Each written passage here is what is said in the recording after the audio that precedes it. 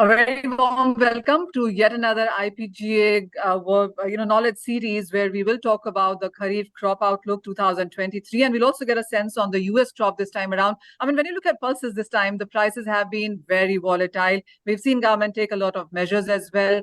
The crop outlook is something that we'll get deeper delve into. And while, of course, we talk about tur, where we have seen price rise constant, urad, moong, chana as well.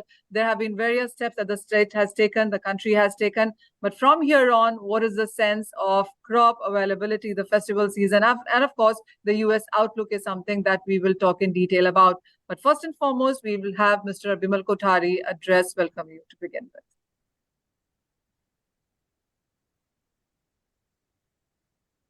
Thank you, Manisha ji.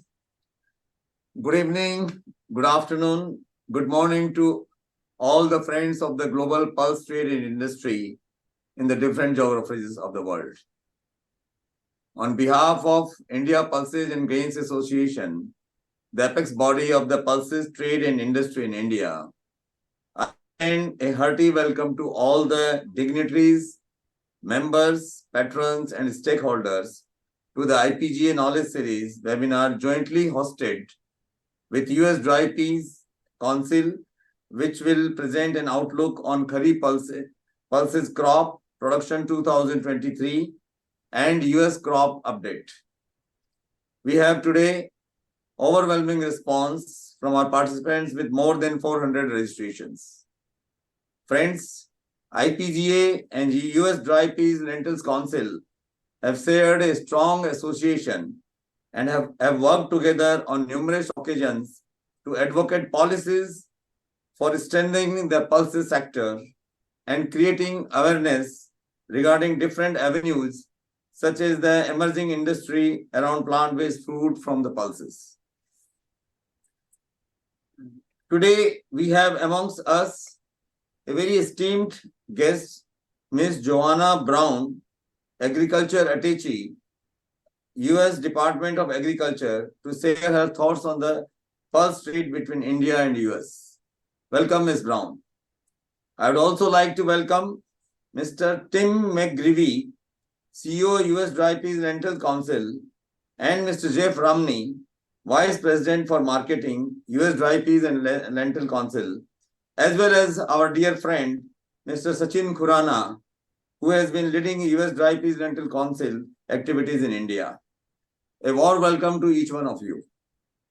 Friends, recently, on 5th September 2023, India's Ministry of Finance officially notified the lifting of retaliatory tariffs imposed in 2019 on US origin chickpeas and lentils. This uplifting of retaliatory tariff is bound to create new and better opportunities for pulse trade between India and USA. Today's webinar will give an insight into the historical pulse trade between the two countries and the prospective trade opportunities going forward. Friends, as we await and look forward to the fourth advance estimate from the Ministry of Agriculture, Government of India, we intend to give our audience the trade's perspective on the Kharif pulses production in the major pulse producing belts of our country. This year, the onset of monsoon in India was not only delayed, but also witnessed a very erratic monsoon. We observed good showers in July, followed by a rather dry spell in the month of August. According to the Ministry of Agriculture, Government of India source, the sowing acreage of Kharif pulses has seen a drop compared to the previous year. However, there was a revival of monsoon in the major parts of India in the month of September, and hence we are optimistic of at least good crop of tur. India's demand for pulses is pegged to be around 35 million tons by the year 2030, given the rising incomes of the population. Even though there has been a constant thrust on increasing the indigenous production of pulses, we still have to import tur as well as urad from East Africa and Myanmar, and as well as the other prospective countries to bridge the gap between demand and supply. I believe today's webinar will help us gather insights from our panel experts and their views on overall outlook of the demand and supply situation of tuar, urad, and green mung beans in our country, as well as the price outlook considering the sowing patterns and monsoon observed over the past few months. I would also like to mention and applaud the Government of India's efforts to lead from the forefront to celebrate the International Year of Millets 2023, which will surely boost the agri-economy of our country. As a part of its growth agenda, IPGA has diversified into millets landscape to address various issues pertaining to millets ecosystem. IPGA would like to maintain the wonderful momentum and awareness created by the Government of India to promote millets and spearhead the millets movement going forward, and hence IPGA has initiated with a voluntarily millets membership drive. You can enroll yourself by visiting the IPGA website and by contacting the IPGA Secretariat. Friends, I also would like to announce that IPGA is a partner association for the second edition of World Food India 2023, organized by Ministry of Food Processing Industries, which will be held at Pragati Maidan in New Delhi from 3rd to 5th November 2023. The second edition of the grand event would be hosted on a splendid magnitude, which will draw a parallel to the Gulf Food Exhibition.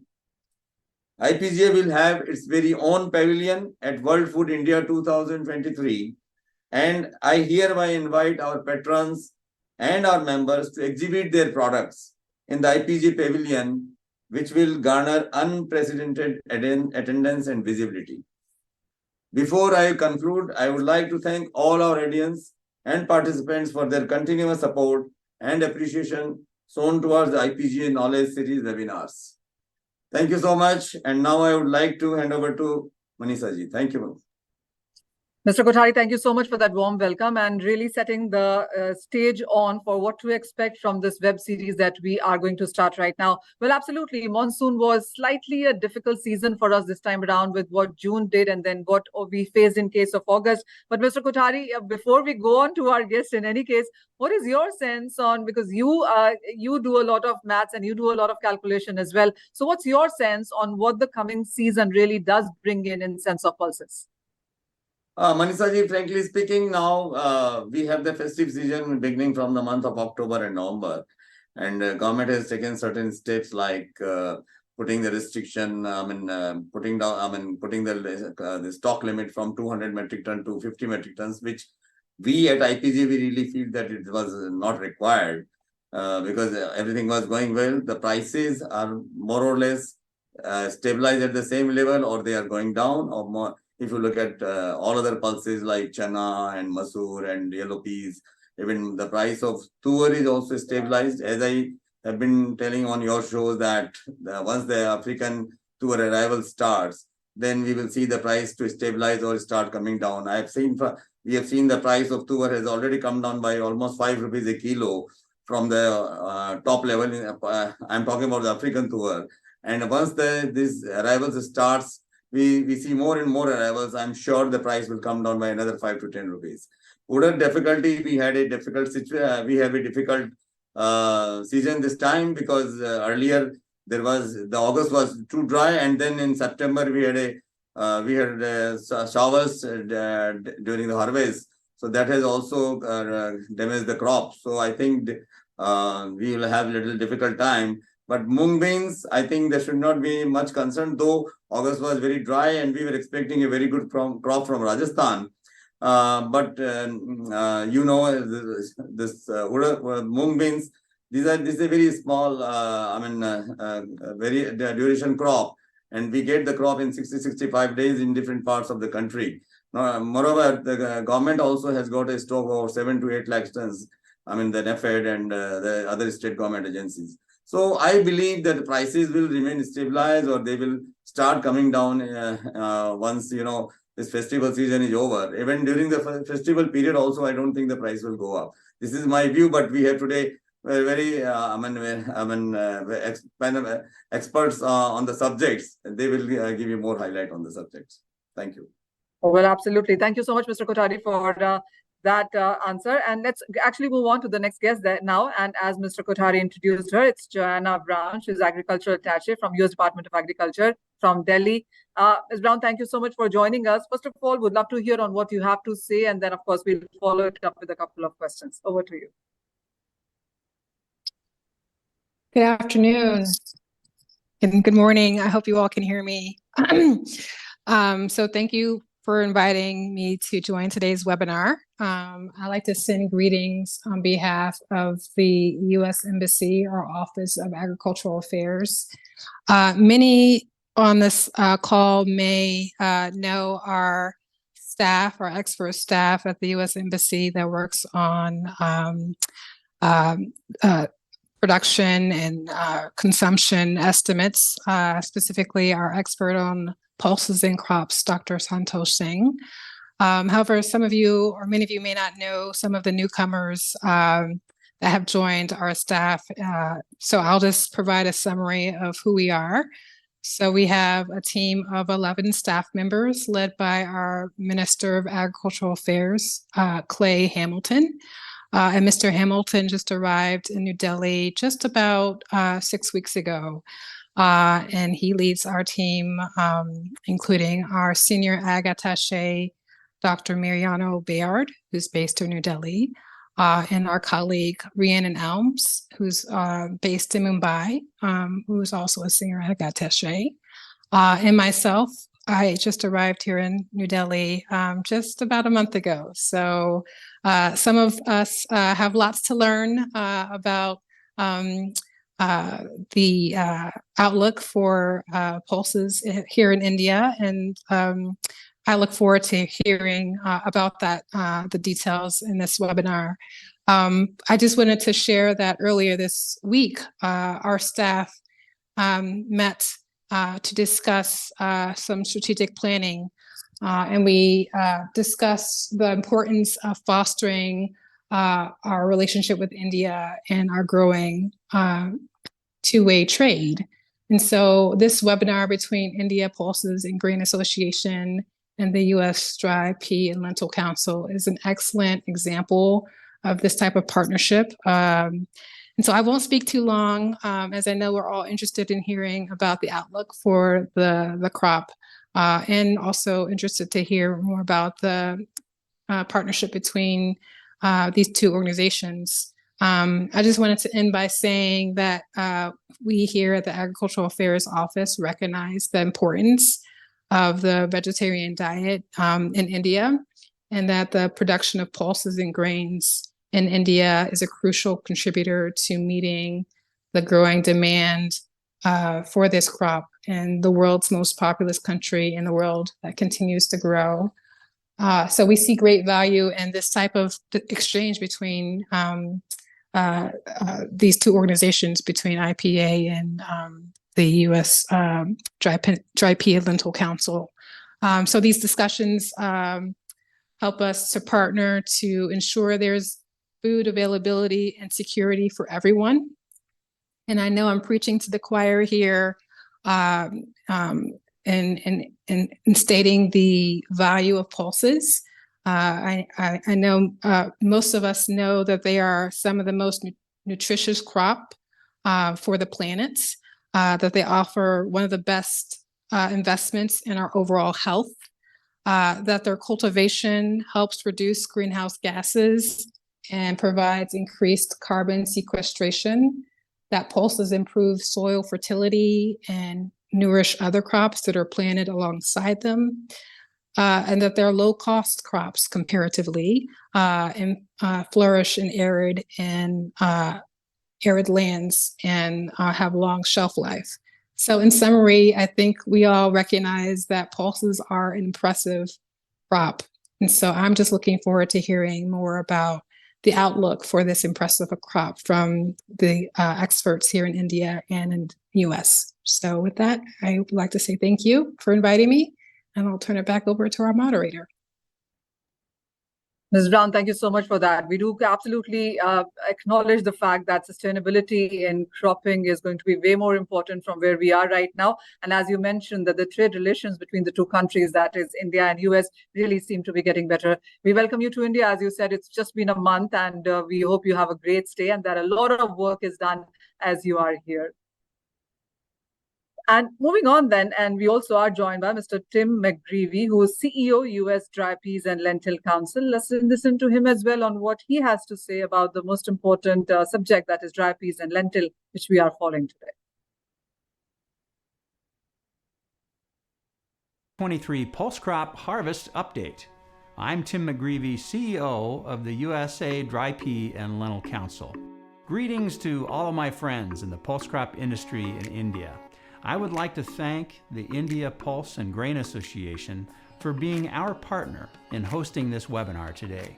The USA Dry Pea and Lentil Council has a long history of working side by side with our friends and customers in India.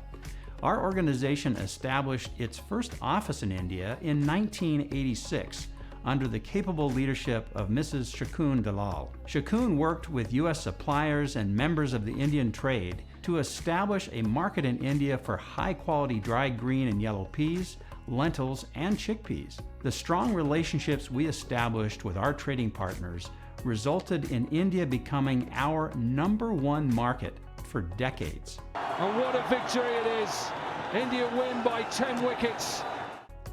The trade tariffs and trade tensions between the U.S. and India beginning in 2017 ended India's streak of being our #1 market for the past 5 years. In marketing year 22-23, we sank to a new low. The U.S. did not ship any peas, lentils, or chickpeas to India through normal commercial channels. But like the phoenix rising from the ashes, we refused to give up. After 5 years of suffering with additional 20% tariff, our two governments finally came together. In June 2023, President Biden and Prime Minister Modi met in Washington, D.C. and signed an agreement that ended the tariff disparity.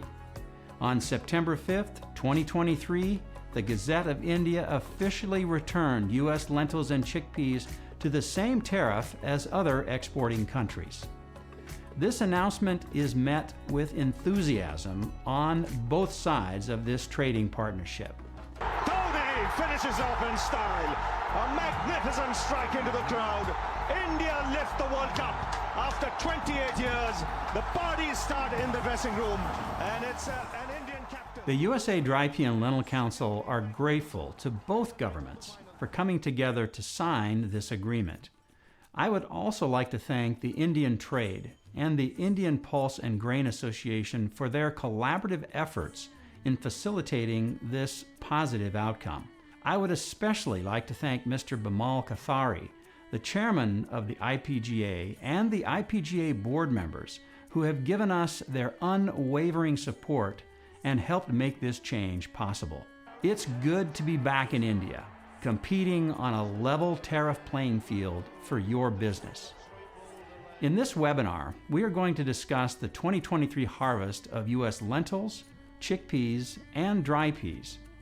On September 12, 2023, the U.S. Department of Agriculture published its first production report of the 2023-2024 marketing season for pulse crops. It should be noted that USDA's September survey was conducted before the 2023 chickpea and lentil harvest was fully completed in the United States. Production data for all pulse crops could vary in the next USDA report. So let's take a look at the 2023 USA lentil crop production that was just harvested. Lentils are grown primarily in the northern tier of our country, in the states of Washington, Idaho, Montana, North and South Dakota. Farmers in the states of Washington and Idaho have a long history of planting a medium-sized green and slightly mottled regular or brewer-type lentil for some domestic customers and clients in Europe. The small brown or Pardino lentils secure most of the planted acres in the Pacific Northwest, with strong interest from buyers in Europe and Latin America. Montana and North Dakota are by far the largest producers of lentils in the United States. The most popular lentil planted in this region is the medium-sized green lentil, also known as the Avondale or Richley type. This lentil has a clear seed coat with a bright yellow cotyledon when decorticated. It has proven to be an excellent substitute for pigeon peas in India because of its bright yellow color. The eastern part of our growing region also produces smaller acreages of red lentils, large green lentils, and a growing acreage of small green Eston-type lentils. In 1916, J.J. Wagner from Farmington, Washington, was the first farmer in the United States to plant lentils. He planted them between 2 rows of apple trees on his farm in eastern Washington. United States growers, processors, and exporters have been producing and shipping lentils and lentil ingredients for over 107 years. U.S. lentil suppliers have gained a reputation for being the standard of quality from lentil customers around the world.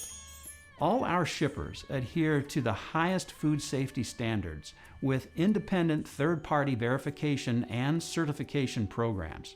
Every export shipment of U.S. lentils is inspected by the U.S. Department of Agriculture Federal Grain Inspection Service. The USDA is an independent grading service that gives our buyers peace of mind that they will receive the quality that was agreed to in the contract. The grading standards used by USDA are published and followed by the inspectors to ensure the quality of the shipment is delivered per the contract. The European Union and Latin America have always been strong and steady markets for U.S. lentils for over 50 years, and India, prior to the trade tariffs in 2017, was by far our largest export market for medium-sized green lentils. USA lentil exports to India dropped to 0 during the 22-23 marketing year. During the period from 2017 to 2022, Canada was our largest export market. In fact, Canada had a 20% tariff advantage to India over U.S. lentil suppliers. In June of 2023, President Biden and Prime Minister Modi agreed to reduce the tariff on U.S. lentils and chickpeas so it was equal to the rest of the world. U.S. shippers have already begun shipments to India in this marketing year. Over the past 10 years, China has become a top 5 market for U.S. lentils. In 2017-18, sales of U.S. lentils to China began to trend higher, resulting in over 18,000 metric tons of U.S. lentils exported to China in the 22-23 marketing year. The plant-based food movement is sweeping the globe, and India is at its very epicenter. You are the world leaders in a plant-based diet. Product innovation using lentils as a food ingredient has increased significantly over the past 10 years in the United States. Whole lentils and lentils as an ingredient have become popular in pasta, ready-made meals and side dishes, snacks, baked goods, and pet food. Product innovation in India using lentil protein and starch is also on the rise, and we look forward to working with the Indian research and development teams to produce new high-quality food products for Indian consumers. On September 12th, the U.S. Department of Agriculture reported that farmers planted 545,000 acres of lentils in the 23-24 crop year. This was a 17% decline from last year. Strong prices for spring wheat, barley, and canola were cited as the major cause for the decline in planted lentil acres this year. The U.S. Department of Agriculture projected that farmers would only harvest 508,000 acres of lentils in 2023. This is a 94,000 acre reduction from last year. The growing region in the Pacific Northwest had good subsoil moisture going into planting this spring, but the rain stopped about the middle of May until harvest, except for isolated showers. The good subsoil moisture going into the season helped carry the lentils to harvest. Lentil farmers east of the Rocky Mountains in Montana and North Dakota started out with low subsoil moisture reserves as they started planting. Timely rains in central Montana into western North Dakota during June boosted lentil yields above the last 2 years of drought in this major lentil growing region. U.S. lentil yields in 2023 are expected to be 23% higher than last year at 1,124 pounds per acre. This is slightly below the 10-year average of 1,142 pounds per acre, but significantly higher than the last 2 years of drought. Lentil yields in the Pacific Northwest ranged between 720 to 1,000 pounds per acre on average. In Montana and North Dakota, lentil yields ranged from 910 to 1,210 pounds per acre on average. U.S. lentil production is forecast to increase to 259,000 metric tons in 2023. This is 4% higher than the lentil crop harvested in 2022, which came in roughly at 249,000 metric tons. The USA Dry Peanut Council estimates the total medium-sized green lentil production, which is the richly type mostly, to come in at 196,841 metric tons in 2023, and that's up 7,000 metric tons from last year. Small lentil types like the Pardina and Eston type lentils are projected to be 41,440 metric tons. Red lentil varieties are forecast at 15,540 metric tons, with large green lentils estimated at 5,180 metric tons. Lentil stocks on hand are expected to decrease to 45,000 metric tons at the end of this crop year 23-24. The carryover stocks are expected to drop 4% from last year's 47,440 metric tons. Stats Canada published a report on September 14th showing that Canadian farmers harvested 3.6 million acres in 2023. And that's down 652,000 acres from last year. Dry growing conditions during the season also cut yields. Canadian lentil production was forecast to come in at a little better than 1.5 million metric tons, which is 23% below the production of last year. Prices for U.S. lentils are expected to remain firm in marketing year 23-24. Lentil stocks at the end of last marketing year were well below the 5-year average. Better yields than last year increased production by 10,000 metric tons despite a 16% decline in harvested lentil acreage in the U.S. Buyers should consider placing their orders early in the marketing season to secure the lentils they need to meet their demand. The 2023 lentil harvest has been completed in the United States. Growers and processors report that the quality of lentils in the U.S. this year is excellent. The reduction in tariffs between our two countries is a positive step in the right direction.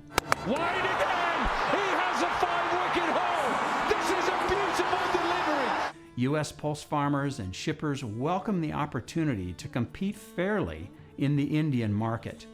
We are optimistic that high-quality U.S. lentils and chickpeas will be available to the Indian consumers in this marketing year. Let's take a look at the 2023 USA chickpea crop and market outlook for marketing year 23-24. Chickpeas are grown in several regions in the country, with heavy production in the northern tier states of Washington, Idaho, Montana, and North Dakota. Farmers in the United States have a long tradition of planting cafe-type Kabuli chickpeas. Large cafe-type Kabuli chickpeas that range from 8 to 10 millimeters are the predominant variety planted by U.S. growers. Small cafe-type Kabuli chickpeas that range from 6 to 8 millimeters are the second largest produced chickpea in the country. There is a small acreage of Desi chickpeas that are grown in the United States. There is also a small acreage of organic Kabuli and Desi chickpea varieties produced in our country. U.S. chickpea suppliers have gained a reputation for being the standard of quality from chickpea customers around the world. All our shippers adhere to the highest food safety standards with independent third-party verification and certification programs. Every export shipment of U.S. chickpeas is inspected by the USDA and receives an official USDA grade and phytosanitary certificate. The USDA is an independent grading service that gives our buyers peace of mind that they will receive the quality that was agreed to in the contract. The European Union, Pakistan, the Middle East, and South America have been strong markets for U.S. Kabuli chickpeas for the past 10 years. India was a top 5 market for U.S. Kabuli chickpeas prior to the trade wars and tariffs which began in 2017. U.S. chickpea exports to India dropped to 0 during the 22-23 marketing year. And during the period from 2017 to 2022, Canada was our largest export market for chickpeas. Of course, Canada had a 20% tariff advantage to India over U.S. chickpea suppliers. In June of 2023, President Biden and Prime Minister Modi agreed to reduce the additional tariff on U.S. chickpeas and lentils to the same tariff as the rest of our competitors. This was a hard-fought victory that will allow U.S. chickpeas to compete fairly in India. On September 12th, the U.S. Department of Agriculture reported that farmers planted 380,300 acres of chickpeas in 2023. This is an 8% increase from last year, but well behind the record planting of chickpeas in crop year 2018-19 of 863,000 acres. The U.S. Department of Agriculture predicted that farmers would harvest 373,200 acres of chickpeas in 2023. This is a 31,300 acre increase from the harvested acres in 2022. Early seeded chickpeas yielded average to above, while late seeded chickpeas yielded average to below. Chickpea harvest in the U.S. was about 25% complete when the USDA published its production report. USDA pegged U.S. small chickpea yields at 1,391 pounds per acre, slightly higher than the 5-year average of 1,325 pounds per acre. Large Kabuli chickpea yields were reported to be 1,305 pounds per acre, which is 322 pounds per acre higher than the 2022 yield of 983 pounds per acre.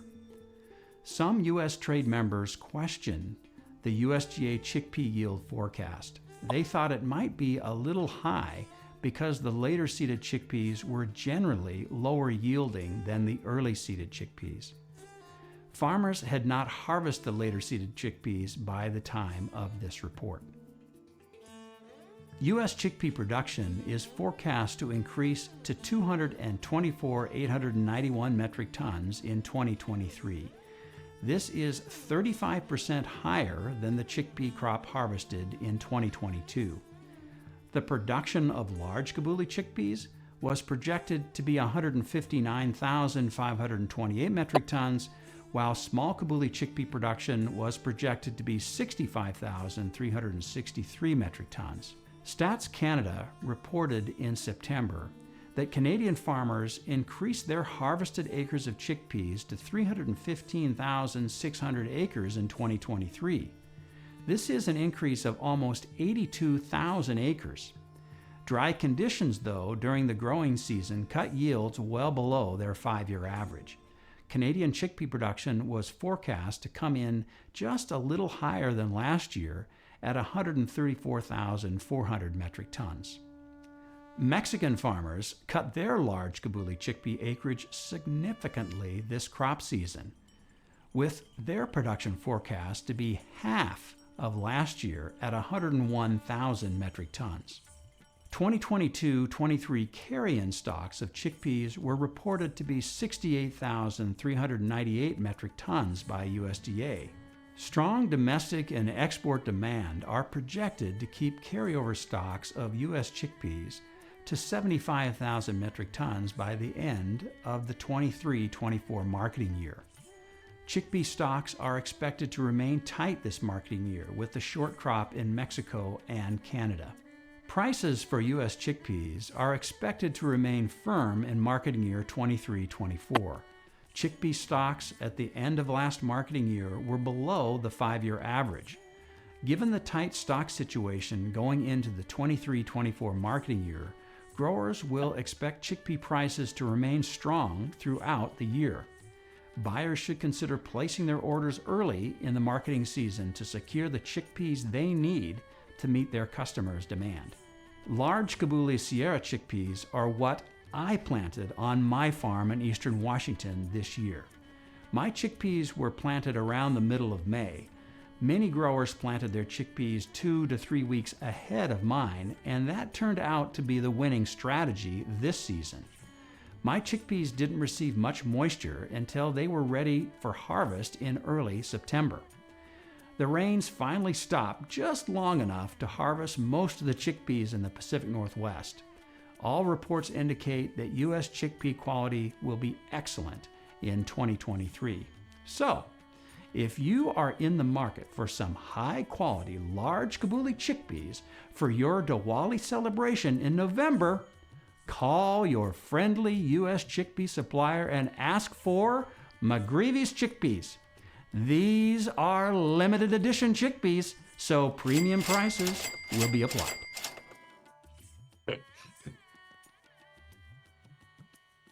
Quantitative restrictions and high tariffs limit the opportunity to sell high-quality U.S. dry peas into India. We hope the government of India will revisit the tariff and quantitative restrictions on dry peas this marketing year. So let's take a look at the dry pea forecast for the United States in marketing year 23-24. On September 12, 2023, the U.S. Department of Agriculture reported that farmers planted 945,000 acres of dry peas in 2023. This is a 3% increase from last year. The U.S. Department of Agriculture reported that farmers only harvested 900,000 acres of dry peas in 2023.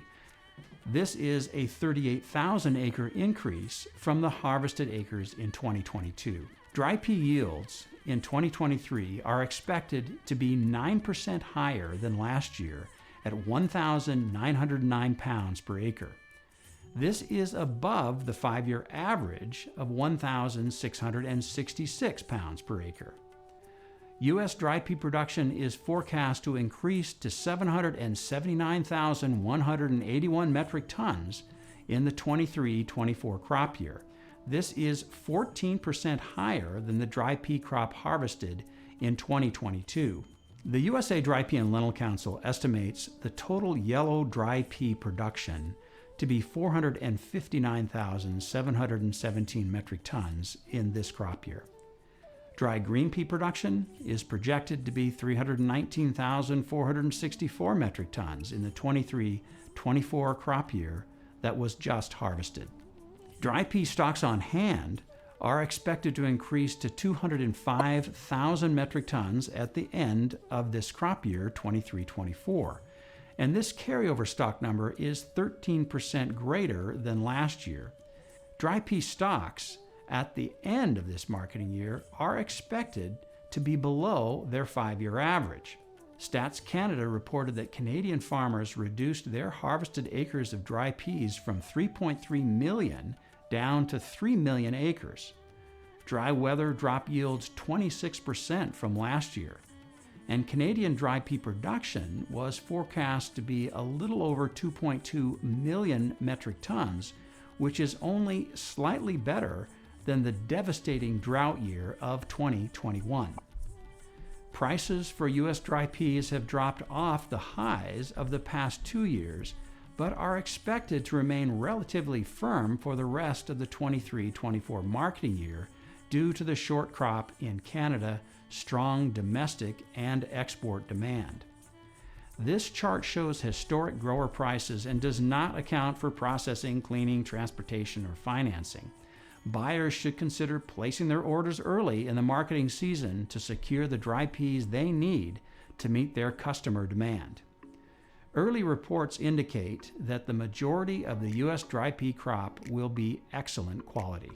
I would like to thank both governments, the pulse industry in India, and especially the IPGA team for joining with the USA Dry Pea and Lentil Council to host this webinar. I have a terrific team in India, led by Sachin and Shruti Kurana. If you would like more information about U.S. pulse crops and our suppliers, please reach out to our team at Quick Relations. We want your feedback on how we can meet your needs and the needs of your consumers. The tariff reduction agreement between our two countries provides us with an opportunity to compete fairly for your business in this marketing year. Let us hope that the long nightmare of these tariffs is behind us. My good friends in India tell me that the Indian Diwali festival in November symbolizes the spiritual victory of light over darkness, good over evil, and knowledge over ignorance. Let marketing year 23-24 symbolize a new beginning for our two countries. Let us celebrate the agreement between us and return to spreading the incredible light that pulse crops bring to the people we both serve. May the Diwali festival of 2023 bring great joy to all my friends in India. And I look forward to seeing all of you at the Global Pulse Confederation meeting in New Delhi in February 2024.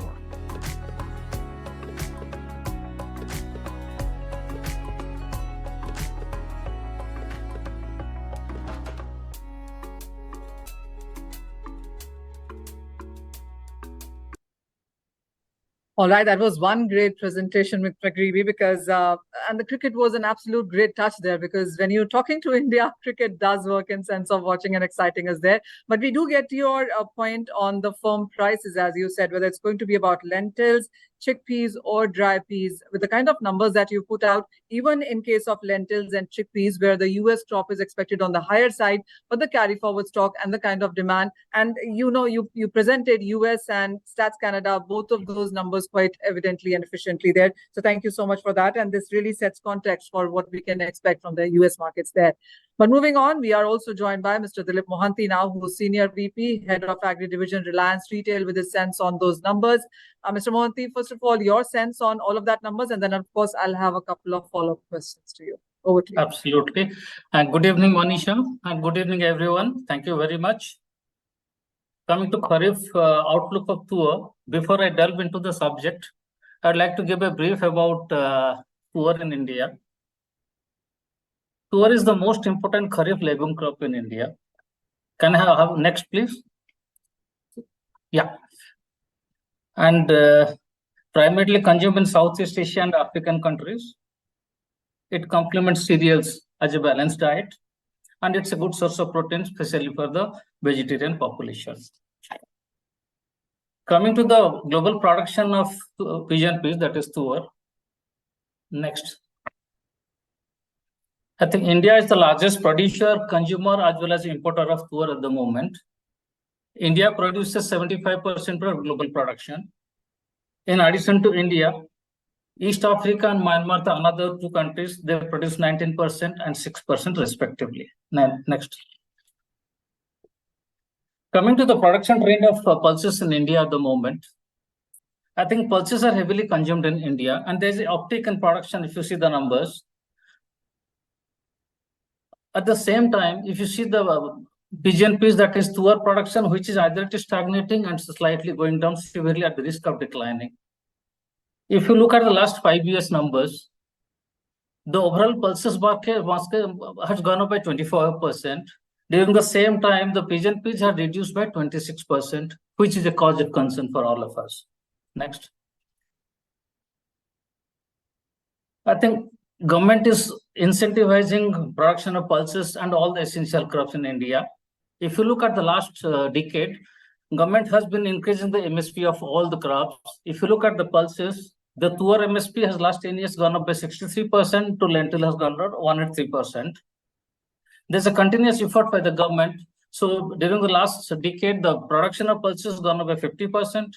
productivity is increased by 35%. So area has gone up, productivity has gone up, the production has gone up. Subsequently, the import requirement has gone down from 6 million tons to 3 million tons, which is quite an achievement. On top of it, Government of India has been procuring quite a lot of pulses. At any point of time, government is holding more than 5 to 6 million, 5 to 10 million tons of pulses, which they're continuously giving out tenders to the millers, which are working very well for our Indian consumers. Next, then we come to today's subject. What is the production of pulses state-wise in India? The major states are Maharashtra is the biggest. It contributes 32%, Karnataka 28%, and Gujarat is 9%. Then Telangana and Maharashtra put together. Total 5 states put together, they are giving 83% of the total production. Less 17% is coming up from all other states. Next. Coming to the price trend of tuor. Again, tuor is a Kharif crop. It is harvested during the December, January. So invariably, December, January are the lowest price point always, then prices inches up. This year also absolutely no difference. December and January, we saw a price of 73 to 74. After that, prices started moving up. From February onwards, there is a bull run in tuor prices. By June, July, it reached up to 102 to 104. It stabilized there for some time. Again, it is inching up because of the physical certain and mismatch of demand and supply. Next. So since I'm from the retail background, I'd like to quickly touch on what's happening in case of tuor, in case of retail. Normally, we prefer domestic tuor because that is a sweet in taste. So during December, January, share of domestic tuor is 92%, import was 8%. As prices started moving up, now you see the price differential between domestic tuor and imported tuor, which was 17 rupees sometime back, it's gone to 25 rupees now. So import is making an inroad into the retail basket. Now it is about 15% and domestic is about 85%. Plus another indication, I would say, the loose pulses and packed versus packed pulses. Loose pulses share is going up day by day because when loose petrol is packed and goes to the packed form, the packing expense comes to around 6 rupees. Plus there is 6% GST, 5% GST, which works out to another 7 to 8 rupees. Totally, so 15 rupees is the differential between the loose and packed. So loose is picking up quite well as compared to the packed pulses. Next. Then we come to what is the acreage and production over a period of time. If you look at 22-23 numbers, the Indian acreage was 46 lakh hectares. And as per the government estimate, the production was 36.6 lakh tons. But as per the private estimate, it was 6 to 7 lakhs less than the government estimate. If you look at the 3 years numbers, the area has marginally gone down by 6%. At the same time, production and productivity has gone down drastically. So what is that? The need of the hour is the technological breakthrough to increase the production of pigeon peas. So I think role of the scientist comes very handy here. We'll see what the scientists are doing. That is coming in the next slide. So before going into the Kharif outlook, I would like to see what is the stock position at the moment. What is our consumption requirement before the new crop comes? What is the import that is going to come before the new crop comes? And what is the quantity that will be carrying from this season to the next season? Presently, we are holding a 3.5 lakh tons of tuor in India. This is domestic as well import put together. Roughly, our monthly consumption is around 2.5 lakhs at the moment. So we have barely 1.4 bun stock in hand, which is not very big. And we are expecting another 3 lakh tons of tuor to arrive in India before the new crop is harvested. So how the equation is looking at the moment? 3.5 lakhs ton is the opening stock we have. Import 3 lakh tons, all put together, total quantity comes to 6 lakh tons. Until the new crop comes, our requirement will be 7.5 lakh tons. So there is a deficit of almost like 95 to 1 lakh tons. So we are getting into a tough situation. But at the same time, I'll say the prices are all-time high. The import pressure is just picking up. Government is watching with the hawk eye. Considering all that, I don't see the prices are going to run over here. I think we have seen the best possible prices. Here onwards, people might see a slightly choppy rates, but price is not going to run away from here, even if there is a shortage. Then coming to monsoon progress.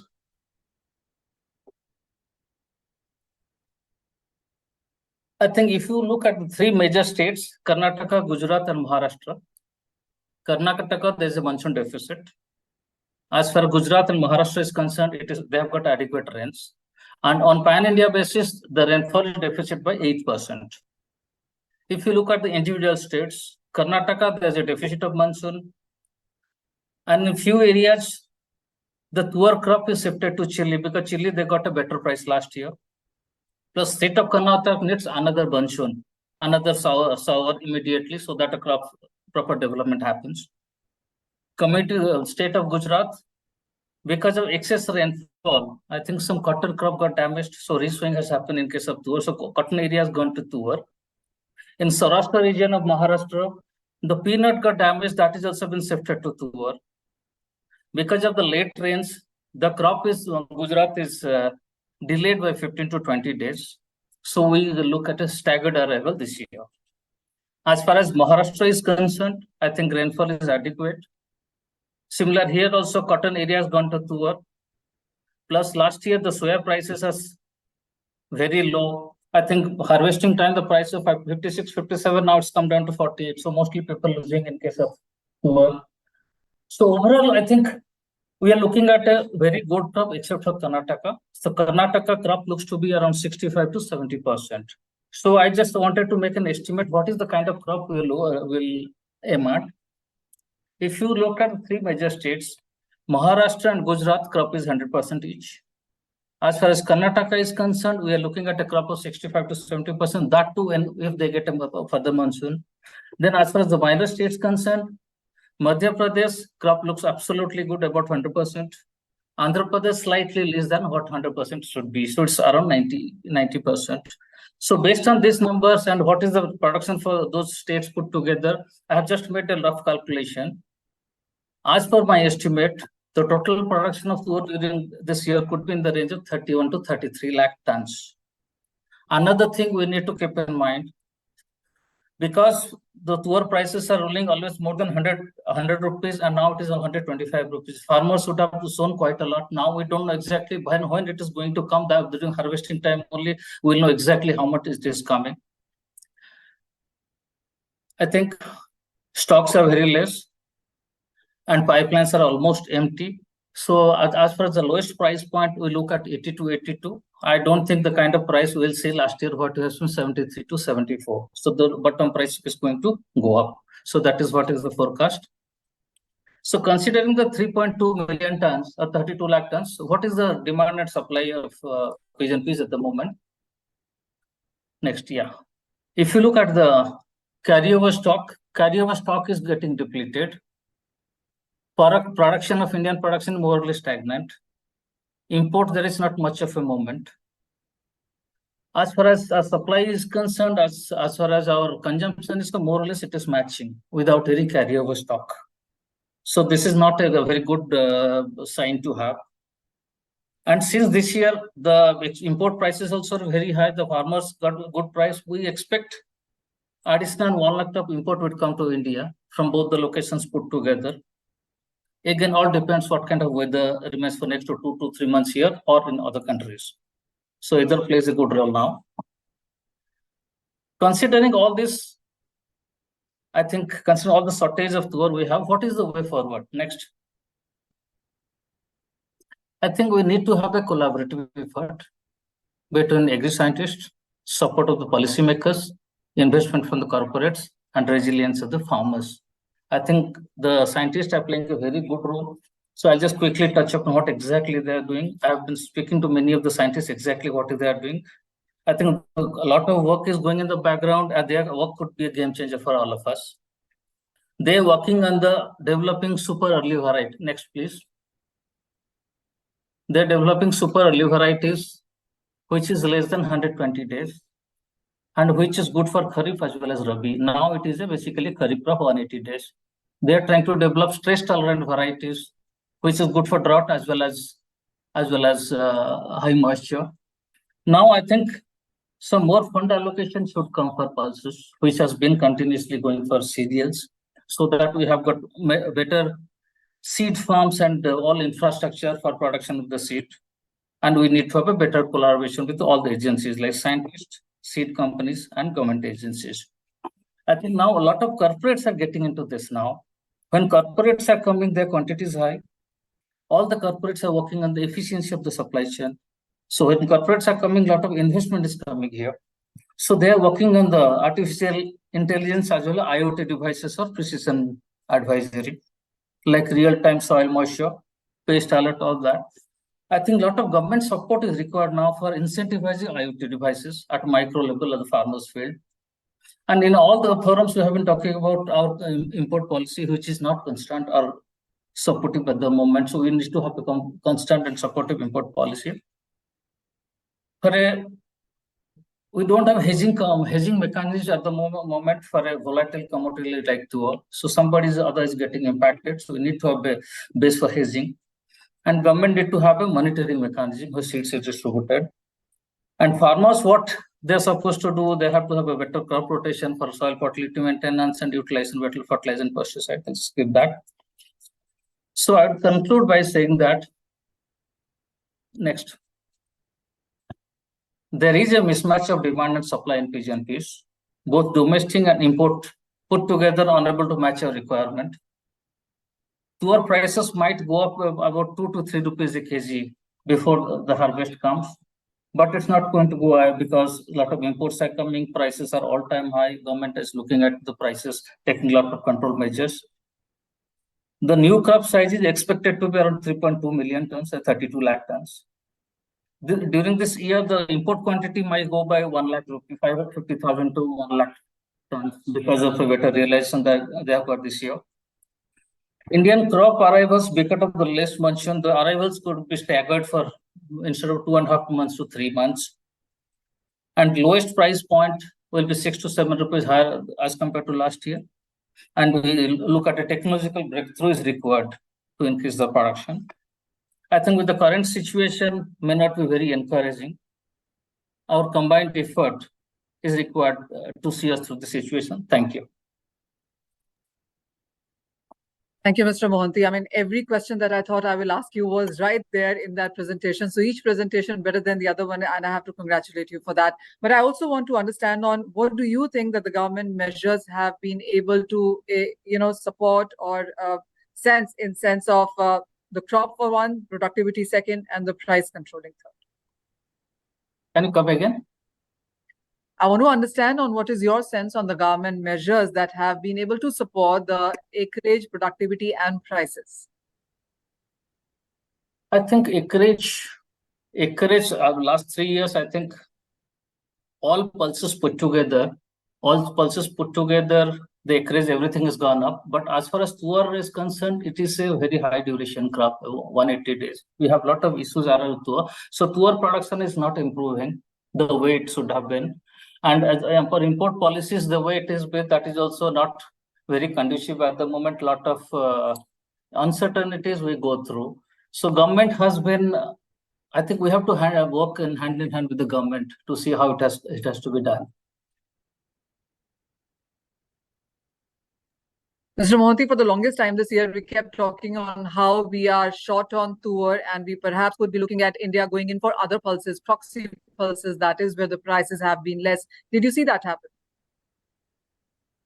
I think substitution happens if you talk about tuor is going up, but we have got enough chana. As far as government estimate is concerned, we have a surplus of 33 lakh tons of chana. Then in moong also we have surplus. So what government is looking at balancing, so they have been promoting quite a lot of chana and tuor. So chana as well as moong, so that other crops get compensated. So they have been requesting all of us to promote chana at the moment. So chana is the one thing that really we have surplus. And a lot of work is going in the background. I think the last 10 years, if you see, a lot of work has been done. Only tuor we have a problem. But overall, if you see pulses as a basket as a whole, I think a lot of good work has been done. I also want to get your sense as a retailer, corporate, in sense of stock disclosing, various things that the government has been doing. How much has helped that as an industry or on ground? I think to some extent, when the government puts a limit, it definitely keeps the prices under check. Immediately it comes down. But in the long run, demand and supply has to prevail. If material is not there, demand is there, so market has to go up. So government can stop it. But government has taken adequate measures. Somebody like Reliance, which has a lot of difficulties now, are required. They have given a stock limit only 50 tons. So we have 4,000 stores on pan-India basis. So I'm finding it's very difficult to manage how to manage within 50 tons. My daily requirement 250 tons. So we will give a representation to government to see how it has to be done. Fair on that. Thank you, Mr. Monty, so much for joining us. And I do get your point that in sense of prices, as you said in your presentation, that 82 rupees is where you do see a support coming in. And we should perhaps forget the kind of lower prices that we saw in the previous year. But the good news is that the prices may not rise as much as we already saw in the past few months there. Thank you so much for your presentation. Moving on, we have Mr. Jeff Rumney, who is Vice President Marketing US Dry Pea and Lentil Council. Jeff, over to you. Good morning. I want to thank all the attendees for coming to this wonderful event today. I heard that we have over 400 registrants for the event, and that's really, really exciting. It shows the interest from the India industry about U.S. origin pulses. I'd like to go through some of the key points within our program, both in our production program and quality program, and also the marketing programs that are run by the USA Dry Pea and Lentil Council. But just to get off to start with, go ahead and next slide. I'd like to thank the India Pulse and Grains Association. Here you can see a slide, couple of images that we took back in November, greeting our friends in Delhi and Mumbai about the importance of U.S. origin pulses and the India market. And you can see in this picture back in November, there were a few, kind of mildly happy faces, but some grimaces as well, because indeed, this picture was taken before we received tariff relief. Definitely, I think if we took the same picture today, there'd be a lot more smiling faces, a lot more enthusiasm for this picture. And I want to especially thank the India Pulse and Grains Association for all the letters of support, all the phone calls, all the emails, the numerous meetings that we have gone through for the last 5 years in urging our governments to work together to solve this problem. There was a situation that was really created that created a lot of strain for our farmers back in the United States. And now that we see this relief on the horizon, there's a huge amount of enthusiasm amongst our farmers. And I also want to thank all the staff on my team at Cook Relations for all the efforts that they've done. And obviously the team at FAS and the embassy in India. Johanna Brown is there to lead the charge now. And I really thank her efforts. Sachin and I were able to meet with her for at least an hour earlier this year, talking about the future in India. It was slightly before the official announcement. There was still a little bit of uncertainty, but now that we know for certain that the tariffs have been relieved, there's nothing but excitement on our side. Next slide. So I don't know if you remember where you were on June 21st, but I know exactly where I was.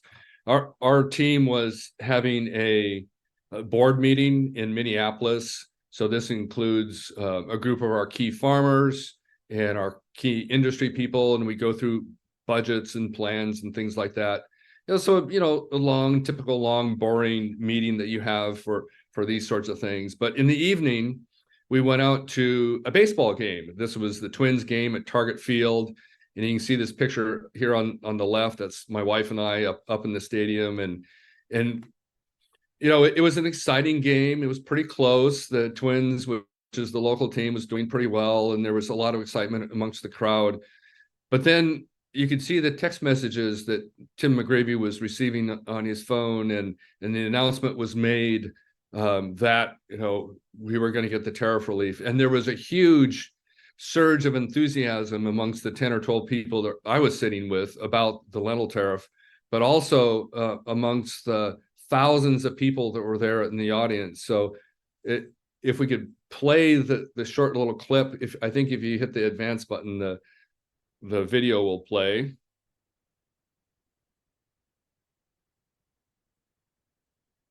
So the video shows kind of just in a fun way the enthusiasm of the crowd.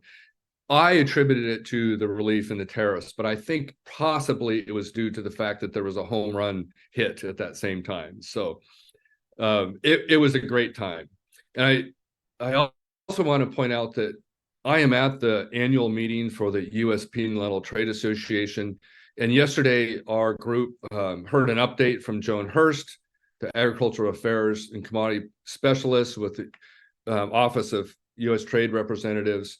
And she was very, very well received by our group. Looking at all the efforts that were done in the past and the projects that we have going forward in working not only with the lentil and chickpea issue, but looking forward to dry pea opening up and the ingredient market as well. So even though we've accomplished a lot, there's a lot of work in front of us. Next slide. So there's the video. So let's go ahead and jump to the next slide. So I pointed out where I was on June 21st, but then on June 22nd, we continued on with our board meeting. We're there in Minneapolis, and we toured the Purist plant, which is a protein manufacturing plant there in Minneapolis. And then we got in a van. There's about 6 of us in the van. We were traveling across Illinois and into Wisconsin. We were headed towards Cindy Brown's kidney bean processing facility. And oh my gosh, the phone calls were coming in on the mobile phones. We were getting calls from the US press, the press around the world, farmers, the industry people were calling in. We were actually pulling off to the side of the road and doing press interviews. It was an exciting 24 hours. And, that enthusiasm that we'd worked so hard for 5 years to get that tariff relief has just enveloped our office, all of our exporters, and our farmers as well. So we're hugely excited about the India market. Next slide. So now that we're back in the market, there's a few basics that we need to cover. Getting a clear understanding about the difference between U.S. origin and origins from around the world. And within our system in the United States, we have a program called the systems approach. And this is branded with the standard for quality. And many of you recognize this brand, this logo. It's appeared on bags from our U.S. exporters for decades. And it's also a way that within our marketing program that we connect the U.S. producers to our international customers. And when I say international customers, I mean at the retail level. We put this on retail packages and do promotions, but also for you at the trader level. If you see this logo on the bag, that is an assurance that it is the product of U.S. origin. That's the agreement that we have with all of our exporters, and that origin, and that product is going to be of high quality and also will be graded within the federal system. Next slide. So when I started out with the USA Dry Pea and Lentil Council, I was in the research department. My background is in science and agriculture. And I kept hearing about, the difference between U.S. origin quality versus quality around the world. And it didn't really, make sense to me. When Pete Klaber retired, and many of you in the room remember Pete, the organization asked me to move from the research side over to the marketing side. And my eyes were really opened. And one of the first, now this is not in India, this is in a different market, but this is a trade mission that I went on back in 2018, 2019. We're sitting in an office of a international trader, and he is showing us some product that he's obtained, from another origin. And it struck me, the striking difference between, say, Russia origin, Black Sea origin, and what we are able to offer. I mean, the amount of stones in these chickpeas, the amount of clean out that you have, but also the risk to India agriculture about bringing this type of product into your system is pretty dramatic. Next slide. So I'd like to talk a little bit about, some of the details and technical aspects of the standard for quality. And one of the key aspects is this public-private partnership. Now, that's a little bit of jargon, but what that means is on the public side, that is our US government, in here represented by the Federal Grain Inspection System, Agricultural Marketing Service, and the Foreign Ag Service, all working together for developing standards, implementing those standards both on the quality and the quantity size, but also assuring that we maintain our products within the MRL regulations.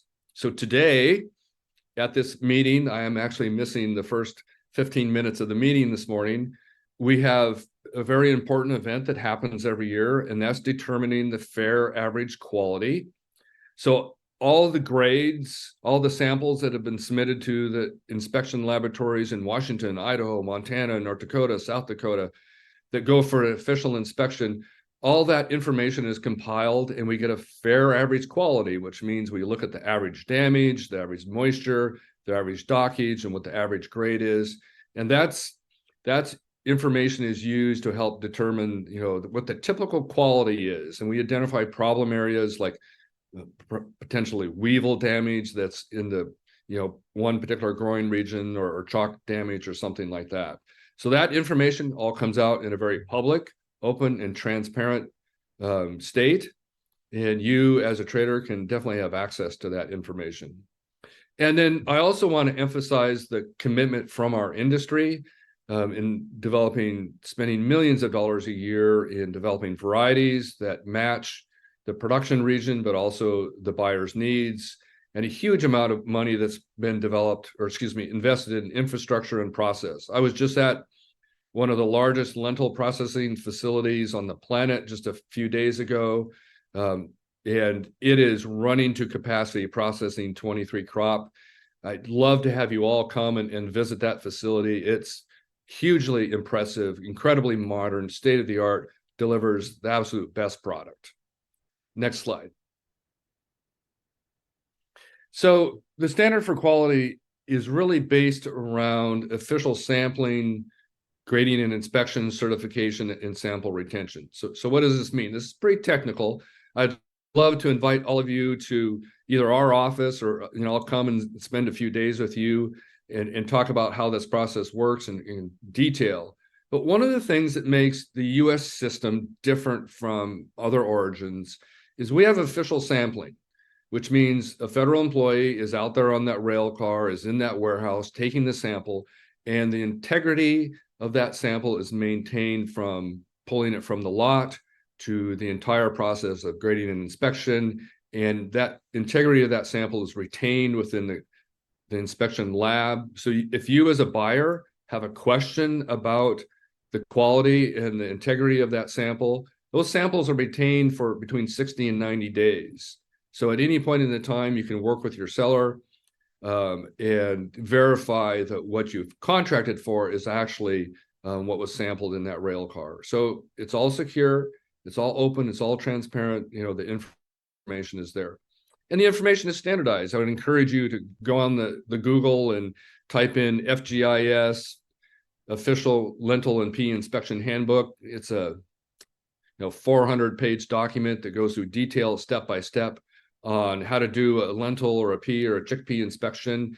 And then also type in VRI, visual reference images, and it'll go through all the damages. It's really quite informative. I realize it's a lot of work, but this is key to you being able to run an efficient and effective business. Next slide. So there's been a little bit of confusion as we come back into the market about this issue of thresher versus processed and what that really means. So within the official system, we have two basic grades or certificates. The vocabulary is very important here. So thresher run, that's farmer grade, farmer or machine grade, or whatever you want to call it. The book calls it thresher run. And then there's processed. So within thresher run, we can determine factors like damage, moisture, and dockage. And often on the certificate, you'll see an after dockage statement. So something like, after the removal of dockage, this lot will grade a US number 1. So that statement it's really key that it's after the removal of dockage. So the USA Dry Pea and Lentil Council and our industry strongly believes that India in all of our origins have a right to protect their agriculture. And that's the reason why we have the USDA APHIS, the Plant Health Inspection Service. And the Indian government has established policies according to weed seed and plant quarantine, and we honor those quarantine levels. So if you as an importer are bringing in Thresher Run, whether that's just right off the farm where you might see the dockage at 5%, or something that's been lightly cleaned, they'll run it through a quick sieve and drop out the small material and bring their dockage down to less than 1% or so. There's no assurances that in that type of material that you're going to be weed seed free. It's only when you have the processed commodity or commodity that's brought to food grade where you're truly assured of meeting all the plant quarantine standards. So we can talk about that a lot more as we go forward and when we meet face to face. Next slide. Let's go ahead and go on to the next slide. So now we have an opportunity. We're done with dealing all these tariffs on lentils and chickpeas, and it's time to come back to work. We'd love to be able to host a tour in 2024. I know that many of you traders have plans to come to the United States. Just give me a call, send me an email, work through Sachin or work through Tim. We'd welcome you to our office, talk about U.S. supply and U.S. quality at that point. And indeed, we're going to be hopefully bringing some trade missions out to India as well, bringing our buyers. And obviously, we have a lot of events going on this year in 24, Gulf Food, and the conference that's in early Feb. So we'll have a lot of time to be face to face this year. Next slide. So with that, as the sunrise comes up over India, this was taken on my last trip. I am just so happy to be in this position now, and also just very, very excited to come to India next time to meet with you face to face. So thank you very much. Thank you so much, Jeff. That was yet another very, very informative presentation. We, of course, will have you with us as we go forward into the discussion here. But for the time being, let me also invite Mr. Sujay Hubli, who is Managing Partner, Sujay Agri Venture, for his initial comments and, of course, to follow up with questions. Sujay. Well, am I audible? Yeah. Good evening, ladies and gentlemen. I'm truly delighted to be here today. A warm welcome to our distinguished guests, speakers, and participants joining us from all across the world. Can you put up on the presentation?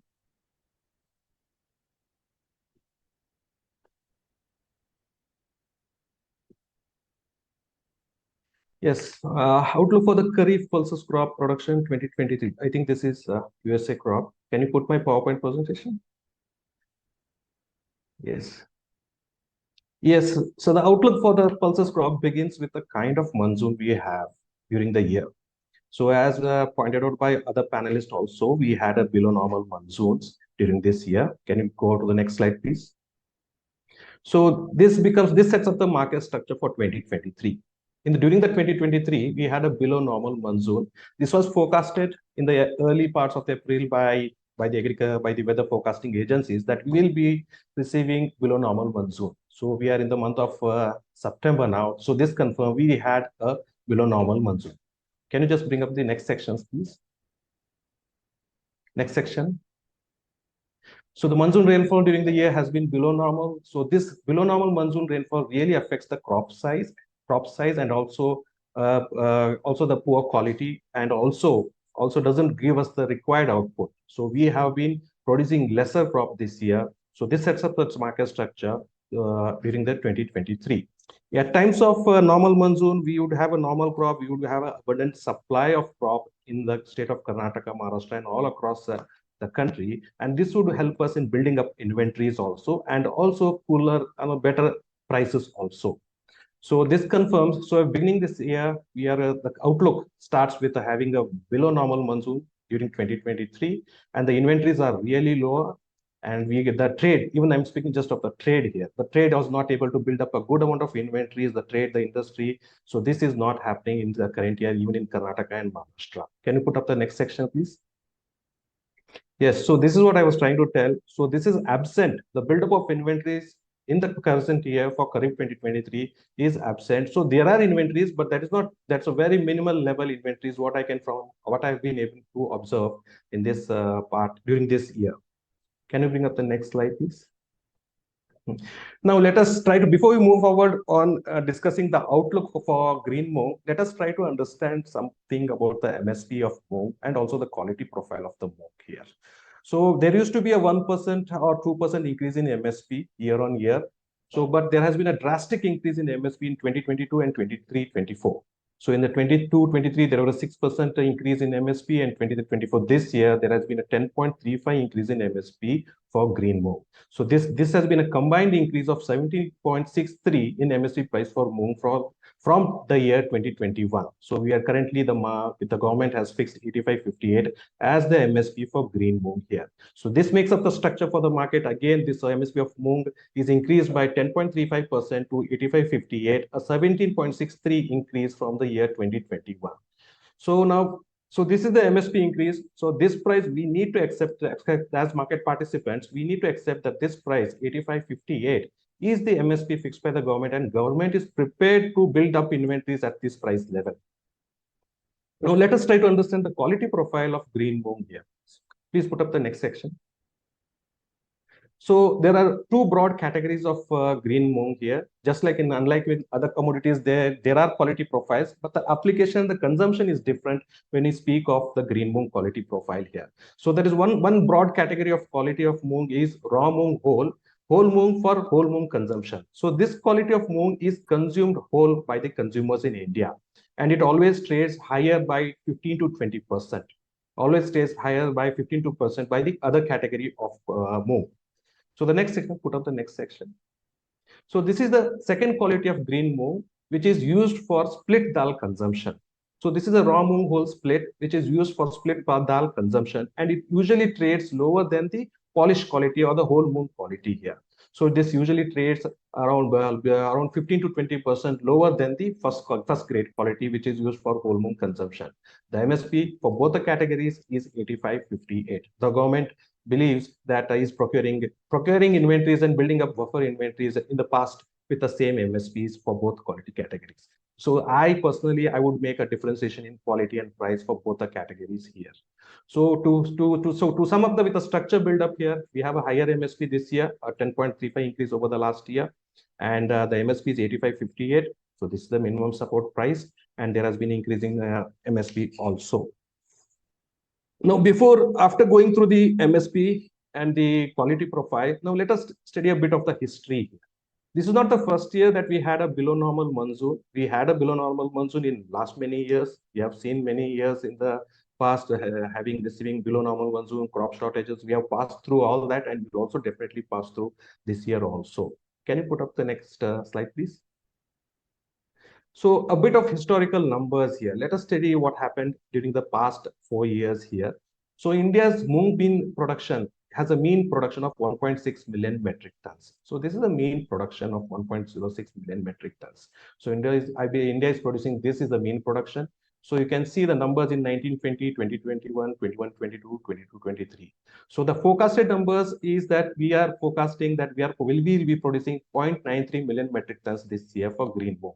So the largest producing state is Rajasthan, where the forecast comes to that Rajasthan will be producing 70 million metric tons this year, which will be lower by 10%, and it is only delivering a 90% output which it produced compared to previous year. So followed by Karnataka, we are down by 60% compared to the previous year. We are only delivering the 40%, close to 41% what we deliver here.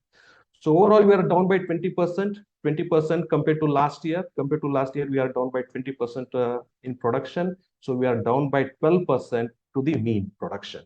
So this makes up builds up the market structure that overall there has been 20% decline in moong production compared to the previous year, a 12% fall from the mean production. This is a forecasted number, Here, Karnataka and Maharashtra confirms the fall in this production. Already that we are almost at the ending stage of the harvest. We have harvested the most of the volumes here, already completed the harvest here, and the prices tell the broader picture. The prices of moong in Karnataka and Maharashtra tell the broad picture story very well, that the crop is poor and the prices are trading. The trading prices are at a very higher level here. Now, there has been a lot of challenges with dealing with data. So what happens, now before we move ahead, let us look at the prices and arrivals across all major producing states now. Can you come up with the next slide, please? So the market, let us try to see what has been the total arrivals in the major producing states and what has been the prices in the major producing states. So current arrivals in tons here from 1st August to 2023 to 26 September 2023. Rajasthan has already delivered 60,966 tons and at the average traded price of 83.38. Karnataka has already delivered 26,937 tons with an average price of 9,702, and Maharashtra has already delivered 6,956 metric tons and at the average price of 99.44. So you can just see Karnataka and Maharashtra are trading firmly well above the MSP, close to 12 to 13% above the MSP levels. So there is no buildup of inventory by the government, neither the industry. Industry is also traders, millers. They are not building. The inventory buildup is very poor. So in the trading and the industry line. So when the prices are trading well above the MSP, even the government has not built the buffer inventory as per my observation here. So Rajasthan is the leading state in delivering the highest volume at a competitive price. The price delivered by the Rajasthan is very competitive compared to other states, and it's a volume leader. Prices in Karnataka and Maharashtra are trading above the MSP price. The arrival of the moong is the highest in the Rajasthan, and Rajasthan prices are trading closer to the MSP. I don't think the prices will not, they don't see much of a correction from here also. So at the same time, government is also holding buffer inventories also, which I will cover in the later part of the presentation. Now let us, there comes the challenge with dealing with data to find out what will be the outlook for 2023. So when we try to collect data, so I would prefer to study a sampling data. What my approach of preparing an outlook for a crop is do a proper sampling of the data. So can you come up with go with the next slide, please? Move on to next slide. So I've collected the data from the Gadag market. So Gadag has been a good market of green moong, and it's been well tracked by all the market participants in the country. Every trader, most of the traders from all over the country, they monitor the prices in Gadag and they try to buy, and many traders come here for procurement of green moong also. So we started off very firmly in the 17th August with the opening firmly around 97.35 price per quintal.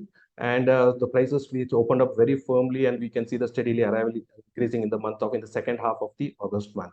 So in the August month, the markets delivered 37,929 quintals of green moong with the average traded price of 95.12. This was in the month of August, and this is only from the APMC ad, and this doesn't represent the entire arrivals coming to Gadag here. This is just a sample study for the purpose of to understand whether it reflects the market fundamentals here. As I have been mentioning here, below normal monsoon, MSP increase, and the drop of the 20% of production over the previous year. So it reflects in the prices here, and also the arrivals are poor also. So the most interesting thing to watch is in the month of September here. So again, the September, the markets opened very firmly. The prices shot up like anything, making a high of 11,104 on 5th September, when the arrivals were 12,866 quintals, and traders were confused and what was happening, and the prices shot up at exorbitant levels here. Then comes the correction here. The prices started correcting here, factoring the market structure. This was all because of the market structure built up that everybody knew that we had a below normal monsoon, and there is a drop in the production in Maharashtra also. Neighboring state traders from the neighboring state were also coming to Karnataka to procurement. This was due to many people coming to Karnataka to buy moong beans, and as a result, the price shot up here. In the 3rd and 4th week of September, you can see the prices being correcting here. Prices of the average traded price going down, and we closed the September month by delivering 38,129 quintals with the average traded price of 10,126. Both the months we are above the MSP. We have delivered closely around 76,000 quintals during this year. during these 2 months. These are the averages for only 2 months. This is a sample study which also correlate with the market fundamentals, what has been built up here. Come on, go on to the next slide, please. So key findings from the sample price volume data from Gather Gives. Markets opened above the MSP price as discussed. Arrivals were weak during the Kharif season. Inventory buildup in the industry is very low. We don't have sufficient inventories to fill up the year. Government hasn't procured the Moong Kharif 2023 in Karnataka for buffer inventory, though government has buffer inventory of previous years in other states. Markets are undergoing price correction for over the last 2 weeks of September. As you saw in the last 2 weeks, the prices are down, as pointed out by other panelists. Also, there have been price correction in other commodities also. So the same is the case with the Moong. There has been a price correction going on since last 2 weeks in the month of September. So move on to the next section, please. So this is when it comes to buffer inventory. So this is just the auction hosted on NEML on 25th 9 2023 for MP summer crop Moong. This is a R22 summer Moong which comes out in MP, and there are good amount of buffer inventories built up by the government of India in MP. And these are the bidding, these are the prices. So the price range is around 72.50 to 76.31 going around. These are the places the mark highlighted in yellow is where the bidders are active here. They are participating in these sections very actively and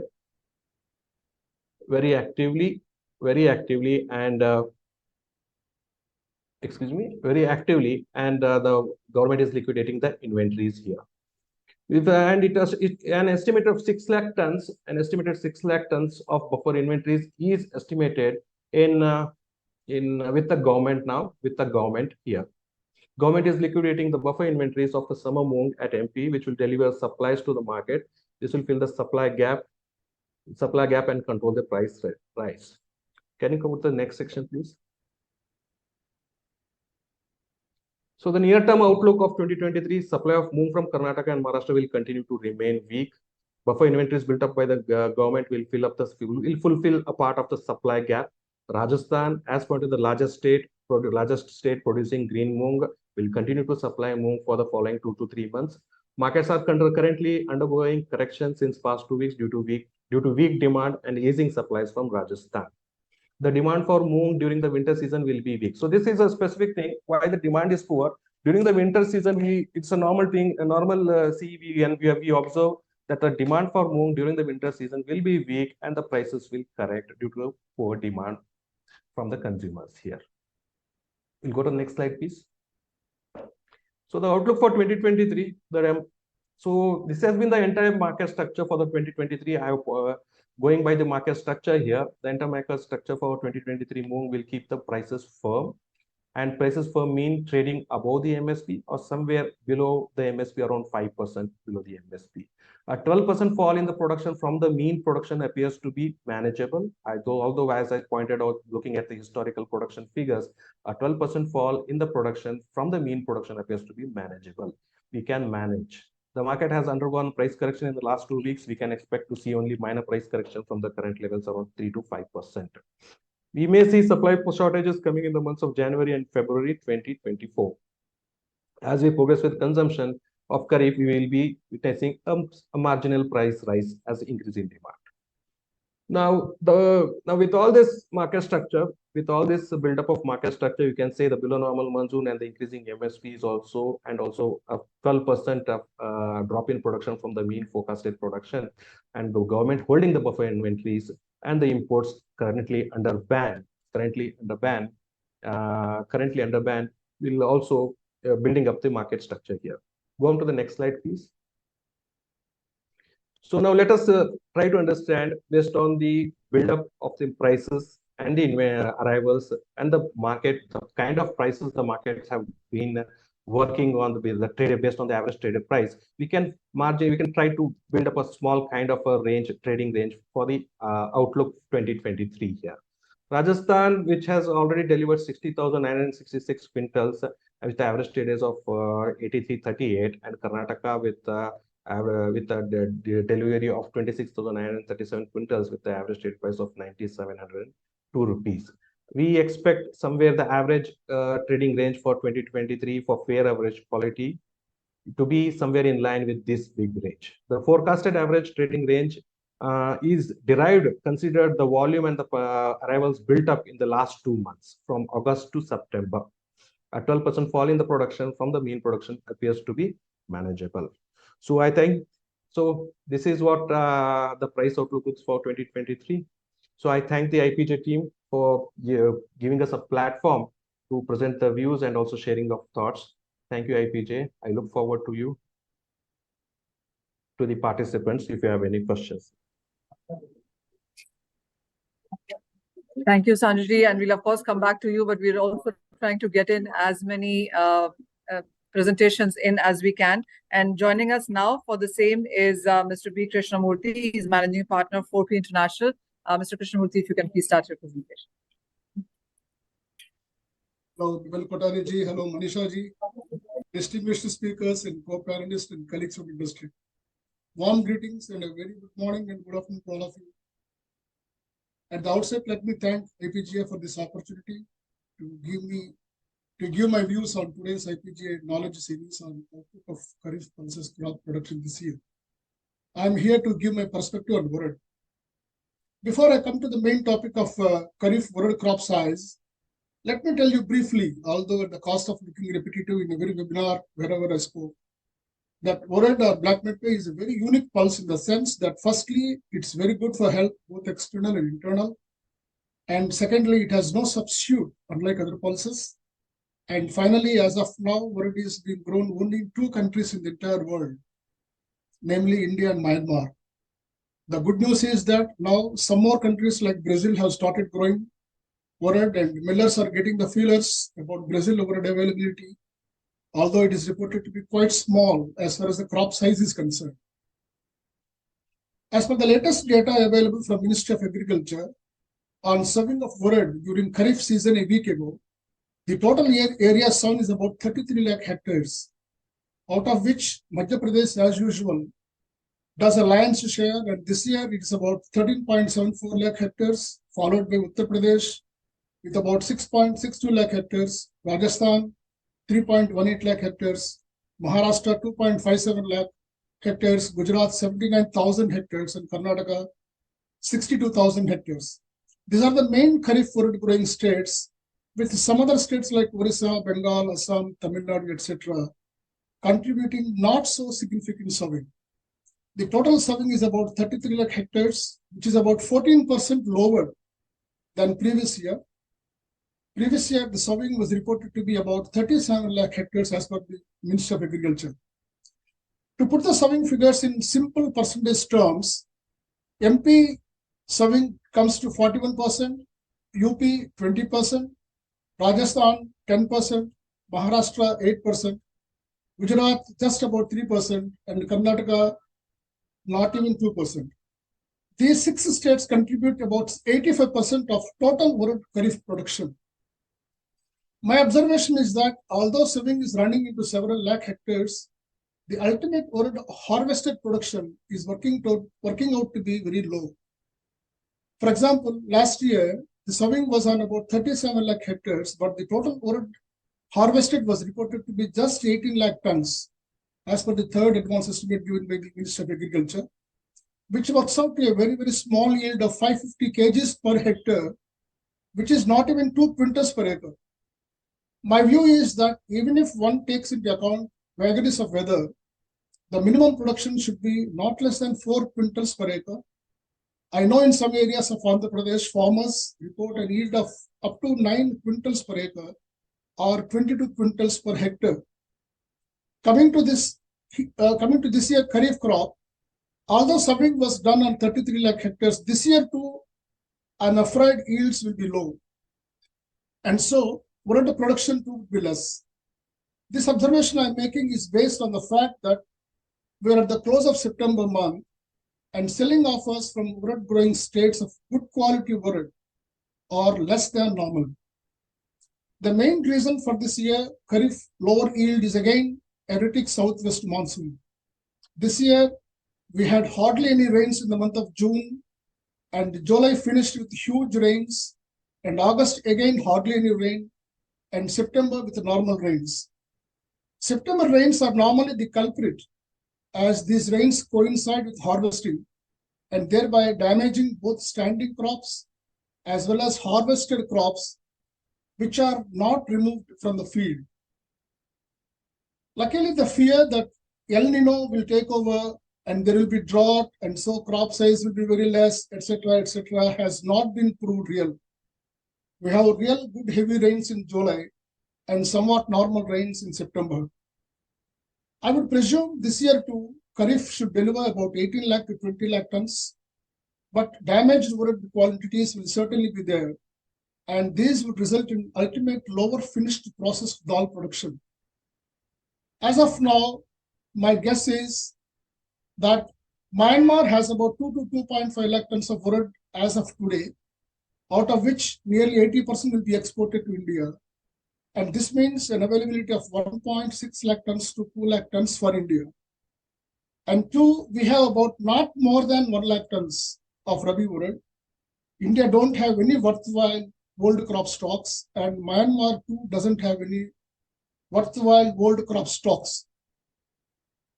And number three, Kharif under harvest, which is about 18 to 20 lakh tons, but with damaged qualities. Number four, buffer stocks with government agencies. I'm hearing that they don't have more than 50,000 tons. I stand corrected if there is any mistake in my data. This works out to a total availability of 22 to 24 lakh tons, and we have subsequent main crops ready for harvest at Myanmar in February 2024 and main India Rabi crop in February-March 2024. Before these main Rabi crops, some small crops too will be harvested in December, both at Yangon and India. Overall, I don't see any great shortage of wood availability. I feel that when crops are damaged by rains, the pricing power goes down, as the farmers would like to dispose of the crops and they don't want to store for better times. Same time, the millers too won't be interested in buying and storing such damaged crops. Whenever rains damage the standing crops, the selling prices go down and the fear of abnormally higher prices won't be there. Further, in this sort of scenario of erratic rains, availability of effective quality will be much more than bold variety. One observation I would like to make here is that for the last 3-4 years, erratic southwest monsoon has been the chief reason for overall lesser Kharif crop size. This erratic rain issue doesn't exist during Rabi season. Therefore, I would advocate to bring much higher acreage under Rabi sowing, and therefore to give more importance to grow wood in higher quantities during Rabi. Well, there is no need to mention here that the other big producer of wood, namely Myanmar, it also grows wood during Rabi only. They don't have any wood production during Kharif. And their production has been more or less good in quantity as well as quality. And again, I'm repeating, they are producing wood, they are growing wood only during Rabi. This is just a humble submission from me that we too should try and grow as much of wood as possible in Rabi than in Kharif, because in Kharif, whatever measures and whatever steps we take to grow more wood, most of the time it is getting spoiled by erratic monsoon, which is beyond our control. On the pricing front, my guess is that it will go up a little more, but it won't go up abnormally. And the prices will be hovering within a small, narrow band, and there is nothing to worry about any possible huge rise in prices. Another humble submission from me is that tur and wood should not be put on the same footing, because tur is a part of main meal across the country, east, west, north, south. But wood is just a breakfast snack or an ordinary snack. And this is not consumed across the country compulsorily every day. There is no need to consume wood every day, whereas there is a need for consuming dal almost every day. With this, I conclude. I will take questions on wood and I will try to answer my best within my limited knowledge. I thank you again for the opportunity. Thank you. Mr. Krishnamurthy, I would want to know, especially when it comes to pricing, you said, yeah, you rightly said we shouldn't put them in the same plate there to begin with. But even when we are looking at imports from Myanmar, what's your sense on the pricing part there? Are these high priced exports, as we've seen in sense of landing costs for some of these cartons? See, as far as prices are concerned, number one, we should remember that we don't have any carry forward stocks either at Myanmar or at India. And number two, there may be a short-term pressure, maybe for another 30 to 40 days, because there is good quality wood is not available. And we are heading towards festival season. So I presume that probably till the first week of November, there may be some supply constraint. Supply constraint is happening because the country will not be able to supply dals to the extent desired. For example, if you take the case of dal consumption, I can just give a back of the palm calculation. I think this country needs around 24 lakh tons of dals every year, or 2 lakh tons of dals every month. That works out to somewhere about 250,000 tons of wood to 260,000 tons of wood, assuming a yield of around 76 to 77%.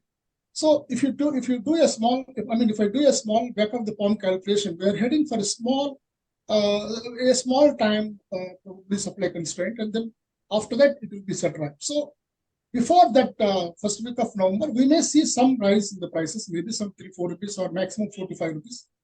Not beyond that. This is my personal opinion. All right, that is some assurance there. Thank you so much, Mr. Krishnamurthy, for joining in. And I would now invite in Mr. Pritesh Nandu, who's partner Hirji and Company, for his sense on the pulses as a sector.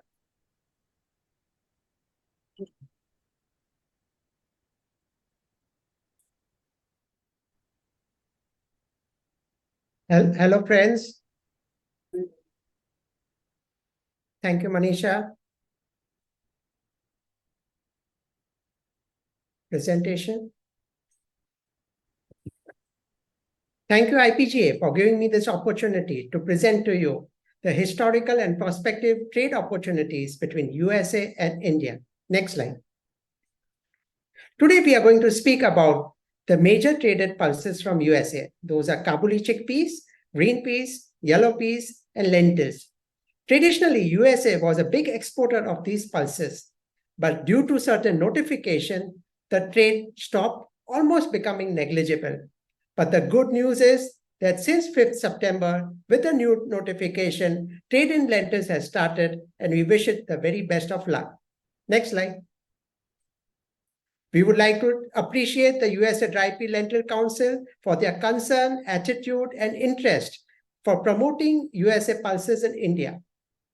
They are the major region for marketing of USA pulses in India. Even when the trade was stopped, almost negligible, they never left their focus. Jeff was in India last 2 times in 1 year, and Sachin Khurana and his team continue to hold and organize seminars for promote USA pulses and plant-based proteins. Next slide. Now let us look at the important notifications regarding USA trades. The first notification in 2017 implemented custom duty first time on lentils and kabulis, 30%, but this was across all the nations. Next slide. This notification restricted the import of peas in India. Subsequently, many notifications later, peas are banned in India and prohibited for imports. Next. This notification was the first one which proposed a differential tariff, a higher tariff for USA origin kabulis and lentils. The implementation of this notification was delayed many times. Next. Finally, after 1 year, this notification was implemented, and USA origins kabulis and lentils were charged at a higher rate of duty. For example, duty for Kabuli chickpeas from other origin was 44%, while from USA was 66%. Lentils from other origin was 33%, while lentils from USA was 44%. Next. And this is the happy notification, which Tim, Jeff, and all are very happy about. And the whole trade is happy, which made same duties for all the pulses, Kabulis and lentils from all the countries. And now Kabulis are at 44% duty from all over the world, lentils at nil duty from all over the world, making a window open for trade with USA. Next slide. Now let us look at the effect of this notification. I have some very interesting figures taken from the USA Dry Pea and Lentil Council newsletter. This is the production figures of large chickpeas count in USA. In 2015, they harvested 73,000 metric tons. Next. In 2016, it increased 100% to 160,000 metric tons. Next. In 2017, an increase of 45% to 230,000 metric tons. Next. 2018, and another increase of 86% to 430,000 metric tons. Next. After this, the effect of duty and notifications came into effect, and you can see in 2019, the production decreased to 218,000 tons. Next. And in 2023, we stand at the production of 160,000 metric tons, the same production which was in 2016.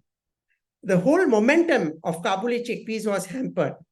India really missed the uniform size, good quality, good color chickpeas from India. For USA, their pet food market, their local market, and exports to other countries increased, opening new markets for them. Next slide. Now let us look at a brief comparison of prices. These are not the exact prices, just a comparison. In 2017, before the duty came in, the approximate price was $750. Prevailing price in USA for 9mm Sierra variety, the landed cost in India was ₹50. In 2023, the prevailing price in USA is around $1,500, and the landed cost is ₹182 per kg. Few negligible trade has taken place. US Kabuli have come in India, but as Indian production is good, prices are cheaper. It's difficult to do big volumes. We really hope that in future, something works out and we can import more varieties of Kabuli in India. Next slide. Lentils. This is the most interesting commodity from import from USA at the moment. The major consumption of lentils, green lentils, is in South India. It is used as a substitute for pigeon peas. The Tamil Nadu Civil Supplies has a monthly consumption of approximately 20,000 metric tons. That makes it 240,000 metric tons per year. Due to higher tariffs, the trade was negligible. But with the new notification on 5th September, trade has started, and I'm happy to announce that already Indian traders have contracted cargo with USA suppliers, and the cargo are on the way. Imports of lentils is essential to lift the pressure of pigeon peas, which is in short supply this year and also the next year, to bring stability in the market. For comparison, prices in 2017 in USA were around $600, which translates to ₹40 per kg. In 2023, the prices are around $1,200, which translates to 102 rupees, but there is parity and trade are taking place. Next slide. We really miss the peas of USA, the important brands which we used to import and which are a household name in India. When peas were prohibited, there were ample stock available in India, but slowly price of green peas increased from ₹50 to 110. India has started producing good quantities of green peas in the last few years, which is sufficient for the demand in India. For yellow peas, there is also a good production in India, but is only enough for the retail consumption. Yellow peas is traditionally used in the besan plant to mix with desi chickpeas to make besan. That demand is not being satisfied by the local crop because it is highly priced for retail market. So if the imports are allowed in peas, it would be a very big incentive for the trade to take place and huge volumes would start. Next slide. In conclusion, there's a very bright future for lentils and everybody is very enthusiastic about it. Kabuli chickpeas, negligible trade is taking place, but it is not stopped. Trade is there. green peas and yellow peas are not allowed at present. Next slide. In conclusion, I would like to thank you, and I would like to tell you that USA and India partnership is very strong. These hiccups come a few years, have been difficult, we all know, but we wish the very best for the huge success in the coming years. And with might be some things might change, and we would like to trade more yellow peas, green peas, Kabuli chickpeas. All the best. Thank you. Thank you, Mr. Nandu. As always, that was an amazing presentation yet again. The thing with all of you is that the presentations are so self-sufficient that there are very less questions that I can put out. Thank you so much, Mr. Nandu. Jeff, this one is to you, and thank you so much for staying by. And I have a couple of questions in mind for you. One is, we talk about the tariff relief that we finally have, and almost everybody on the panel has spoken about it. So whether it's about chickpeas or whether it's about lentils, millets even, what do you see trade picking up? Where do you see trade picking up? And what numbers are you, if anything at all, that you're penciling? Yeah. So go ahead. Yeah, Jeff, go ahead. Yeah. So from our perspective, there's no doubt that over the last 5 years that there's been adjustments both on the producer side and on the export side. So if you want me to be frank and honest, it's going to take some efforts between the U.S. traders and the India buyers to immediately enter into negotiations, because availability of this crop is limited. We've seen the production figures out of Canada. Now you have a clear prediction or of what the production figures are from the United States as well. So, there is demand around the world, and there's definitely demand that has been built within the United States. Europe, now that shipping has been reestablished, is always a strong market for U.S. lentils. We've seen uptick in demand from Mexico and South America.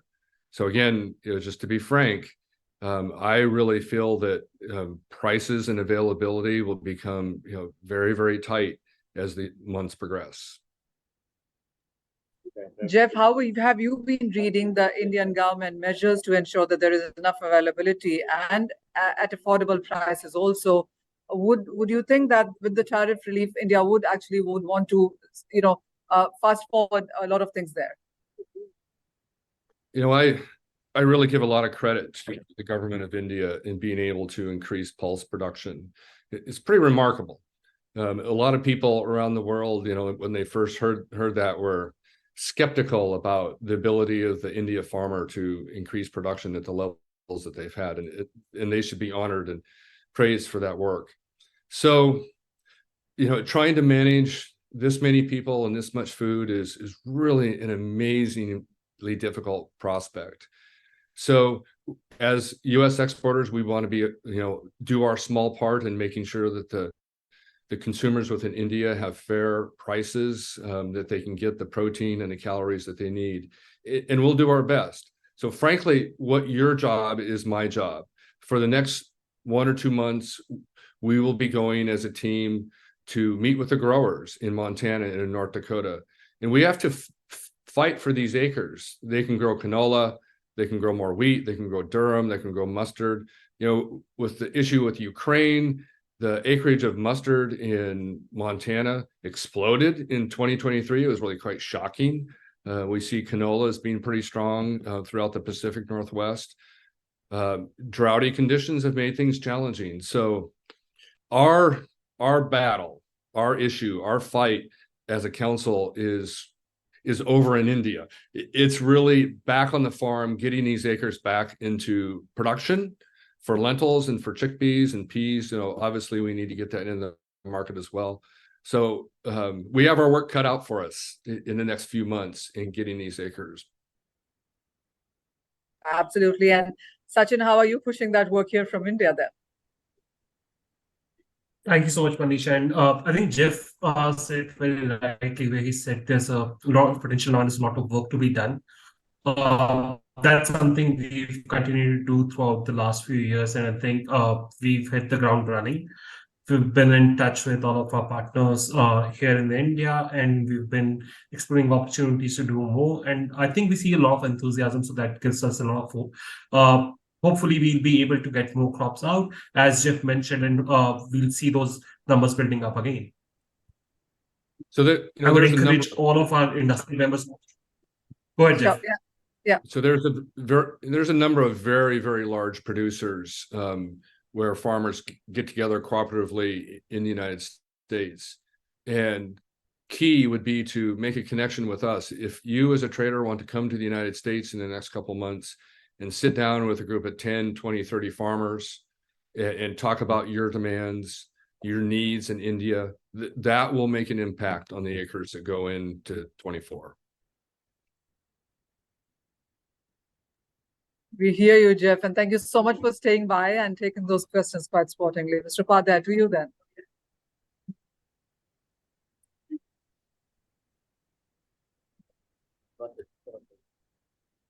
You're on mute, Mr. Upadhyay. We can't hear you. Yeah. Good evening, all. I believe today's webinar wasn't quite informative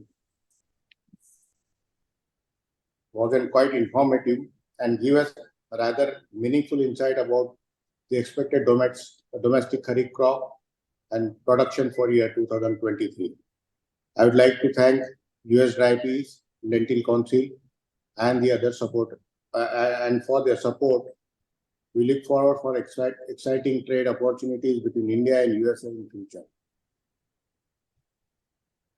In my capacity as an honorary secretary of IPGA, I'd like to thank all panelists, Mrs. Manisha, and the audience for their constant support and making the IPGA webinar knowledge hub for pulse industry and trade.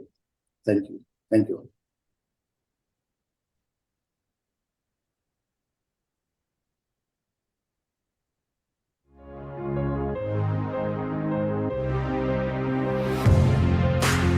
Thank you, everyone.